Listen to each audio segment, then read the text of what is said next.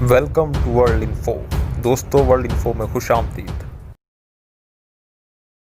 दोस्तों, यूं ही दुबई का नाम लिया या सुना जाए तो फ़ौरन ही सरबकफ इमारतों, बड़े बड़े शॉपिंग सेंटर्स, आलीशान होटल्स और पुरसताइश तर्ज ज़िंदगी जैसे ख्यालात जहन में आते हैं। खलीज फ़ारस के किनारे वाक़या इस इमारत के अगर वसाइल की बात करें तो ना इसके पास ज़रख़ेज़ ज़मीन है, ना मीठा पानी और ना ही मादनियात, लेकिन फिर भी पिछली चंद दहाइयों में इसने इस कदर तेज़ी से तरक्की की है कि आज एक आलमगीर मंजिल और मरकज़ की हैसियत इख्तियार कर चुका है। महज पिछले 20 सालों में इसकी आबादी में 4 गुना और इसके मईशत के हुज्जम में 8 गुना इजाफा हुआ है। दुबई दुनिया की तीसरी मोस्ट विजिटेड जगह, सियाहत और आलमी तिजारत का मरकज़ भी है।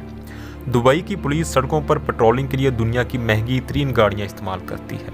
लेकिन दोस्तों, यहाँ ये सवाल उठता है कि आखिर दुबई एक रेगिस्तान से नखलिस्तान की सूरत कैसे अख्तियार कर गया, और वो भी इतने कम अरसा में। इसके पास इतना पैसा आखिर आया कहाँ से?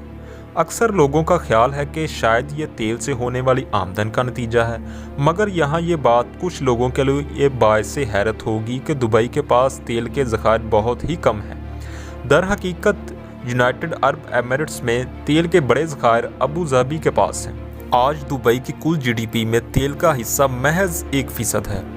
दुबई के हुक्मरानों ने इसे तेल पर मुनहसर मईशत से सियाहत और तिजारत पर मबनी मईशत में तब्दील कर दिया है।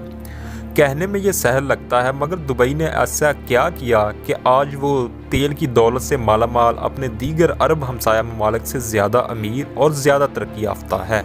दोस्तों, दुबई के हुक्मरानों ने इसे तरक्की याफ्ता बनाने के लिए पहला काम ये किया कि उन्होंने बैनुल अक़वामी सरमायाकारों और प्रोफेशनल्स को दुबई की तरफ अट्रैक्ट करने के लिए इनकम टैक्स और सेल्स टैक्स को सिफर कर दिया और गैसोलीन यानी पेट्रोल पर भी टैक्स ख़त्म कर दिया। इनके इस इक़दाम से बहुत सी मल्टीनेशनल्स और सरमायाकारों ने दुबई में सरमायाकारी शुरू की, जो कि आज तक जारी है। दुबई में आज भी कोई इनकम टैक्स नहीं लिया जाता, अगरचे 2018 से चीज़ों की ख़रीदारी पर 5% वैल्यू एडिड टैक्स आयद किया गया है, लेकिन इस टैक्स की शरह अब भी दीगर तरक्की याफ्ता ममालिक के मुकाबले में बहुत कम है, जहां ये 18% तक लिया जाता है। दोस्तों, कारोबार को फ़रोग़ देने के लिए दूसरा अहम फ़ैसला ये किया गया कि मुल्क में कई स्पेशल इकनॉमिक जोन्स बनाए गए। ये मुआशी जोन्स दीगर ममालिक से इस लिहाज से मुख्तलिफ थे कि इनमें टैक्स से मुतल्लिक़ा फ़वाइद के साथ साथ इन पर दुबई के कवानीन भी लागू नहीं होते थे। इन जोन्स के अपने असूल और कवानीन तश्कील दिए गए थे, जिनका मकसद कारोबारी सरगर्मियों की हौसला अफजाई करना था।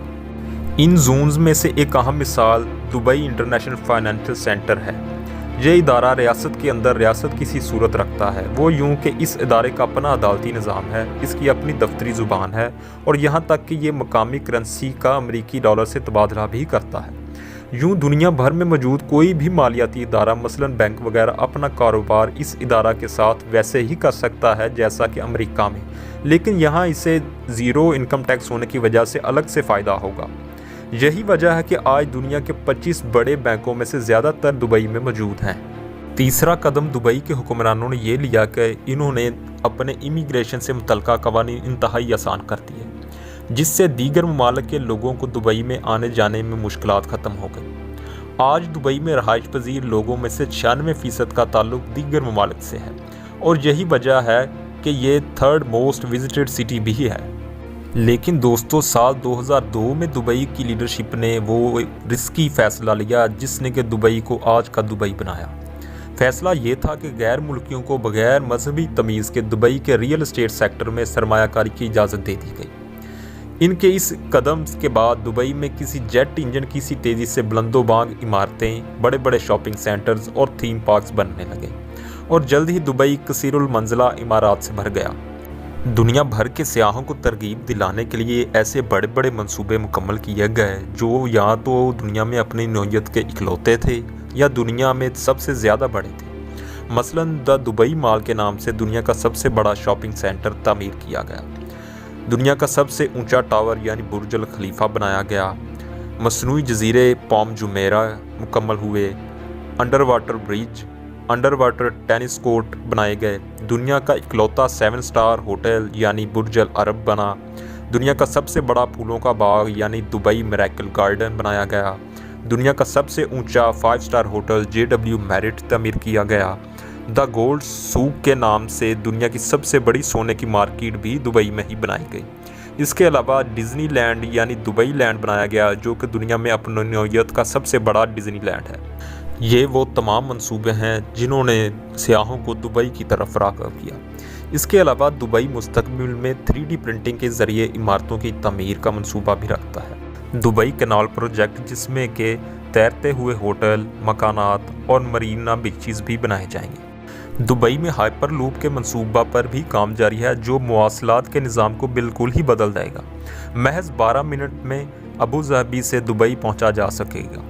इंफॉर्मेशन टेक्नोलॉजी पर मबनी पुलिस स्टेशन बनाए जा रहे हैं, जिससे करप्शन और आवाम की मुश्किलात कम हो रही हैं। टेम्परेचर कंट्रोल सिटी भी बनाई जा रही है। सादा अल्फाज में कहें तो ये एक इतना बड़ा मॉल होगा जो एक शहर की तरह होगा। इसमें सैकड़ों होटल्स, सिनेमाज, सड़कें होंगी और ये पूरी तरह एयर कंडीशन होगा। ये मंसूबे इस बात की ज़मानत हैं कि आइंदा भी कई साल तक दुबई आलमी सियाहत और तिजारत का मरकज़ रहेगा। इन तमाम तामीराती मंसूबों को मुकम्मल करने के लिए दुबई को सस्ती और सख्त जान लेबर चाहिए, जो कि दुबई के 50 डिग्री के दर्जा हरारत को बर्दाश्त कर सके। इसी वजह से दुबई में काम कर रही ज़्यादातर लेबर का ताल्लुक जनूबी एशिया से ही है।